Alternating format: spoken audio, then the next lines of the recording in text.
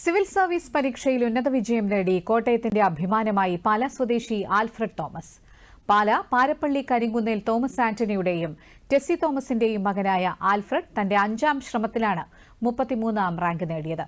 Delhi technological യൂണിവേഴ്സിറ്റിയിൽ നിന്നും engineering പാസായ ആൽഫ്രഡ് സിവിൽ സർവീസ് പരീക്ഷയ്ക്ക് കണക്കാണ് ഐച്ഛിക വിഷയമായി എടുത്തത്.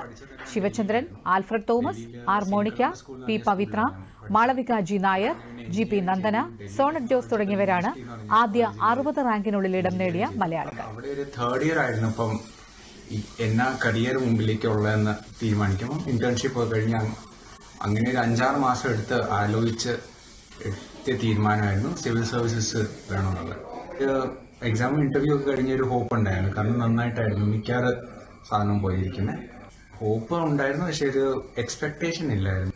ഇനി ഞാൻ ഫസ്റ്റ് പ്രിഫറൻസ് എൻ്റെ സിവിൽ സർവീസസിൽ IAS ആയിട്ടായിരുന്നു കൊടുത്തിരിക്കുന്നത്. ഇനി കിട്ടുന്ന കാർഡറൊക്കെ അനുസരിച്ച് എല്ലായിരിക്കും. പിന്നെ ഒരു ട്രെയിനിങ് ഒക്കെ ഇപ്പൊ ഞാൻ ആദ്യം എക്സൈറ്റഡ് ആയിട്ടുള്ള ട്രെയിനിങ് പോകാൻ അവിടെ അത് പഠിച്ച പോലെ ഇംപ്ലിമെന്റ് ഒക്കെ ചെയ്യാൻ അങ്ങനെയൊക്കെ ഇനി നോക്കി നിൽക്കുന്നത്.